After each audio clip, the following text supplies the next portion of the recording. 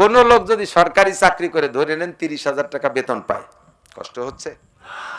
30,000 টাকা বেতন পায়, দুটো ছেলে মেয়ে আর বুড়ো বুড়ি, চাকরির বয়স পর্যন্ত বুড়ো বুড়ি, সংসারে ঝামেলা নাই, 4 জন, 30,000 টাকা নিয়ে খুব সতর্কতার সাথে চলেন লোকটা, জ্ঞানী মানুষ, বুদ্ধি মানুষ, ডাইনিও 1 টাকাও থাকে না, আর মাস শেষের দিনাও হন না, হিসেব নিকেশ করে চলেন, তবুও চাকরি করতেছেন যে যদিও ডানি না থাকে রিটায়ার্ডের পরে 50 লাখ টাকা পাবো, তাই তো নাকি বলেন?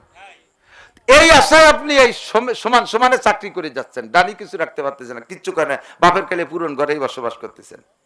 যখন রিটায়ার করছেন তখন 50 লাখ টাকা পাইছেন। আপনি যদি সচেতন জ্ঞানী হন তাহলে আপনি টাকা দিয়ে কি করবেন? 25 লাখ টাকা দিয়ে শহরতলিতে সাধারণ একটা জমি কিনবেন। আমি শিখিয়ে দিচ্ছি, কিন্তু অনেকে আছে আইসেই ওই 50 লাখ টাকা দিয়ে পোল্ট্রি ফার্ম করছে, এরপরে পোল্ট্রি ফার্ম ধরে আনথ্রাক্স বাট ফুলু হয়ে শীতে মুড়ি টুড়ি সাপ হয়ে গেছে, পরে ভ্যান চালায় বেড়ায়। হ্যালো নির্বোধ, বুদ্ধি শিখাই দিয়ে আমার দিক তাকান। 50 লাখ টাকার 25 লাখ টাকা দিয়ে শহরের মাঝখানে তো ভালো জমি পাবেন না, 25 লাখ টাকা দিয়ে শহরতলিতে 3-4 শতাংশ জমি কিনবেন, আর 25 লাখ টাকা দিয়ে 3 ইউনিটের একটা বিল্ডিং বানাবেন, 7 বিল্ডিং হোক আর 3 শেড হোক, এমন বানাবেন যাতে 3টে ফ্যামিলিতে কোনো মতে বসবাস করতে দেওয়া যায়। তো 3 ইউনিটের একটা ঘর বানাইয়া আপনি ভাড়া দিয়ে দেবেন, মরণকাল পর্যন্ত 3 ইউনিট থেকে 3-10 কে 30,000 টাকা আসতে থাকবে ভাড়া। ছেলে মেয়ে তো যদি খাইতে নাও দেয়, বুড়ো বুড়ি ঔষধের জন্য কের কাছে হাত পাতা মোনাজাত করা লাগবে না, আল্লাহর রহমতে ভাড়ার টাকা দিয়ে 3 ইউনিটে 30,000 টাকা দিয়ে আপনারা মরণকাল পর্যন্ত খেয়ে বেচতে পারবেন। ঠিক কি ঠিক না? Same quality. নবী পাক বলেন, নামাজ পড়ো, রোজা রাখো, হজ করো, যাকাত দাও, জিকির করো, ফিকির করো, তবলিগি যাও, সরমনায় যাও, জিকির তেলাওয়াত করো, তাসবিহ পড়ো, তাহলিল করো, এর বিনিময়ে যে বেতন, সেই বেতন দিয়ে দুনিয়া খাইয়ে দিয়ে বেঁচে থাকতিছো।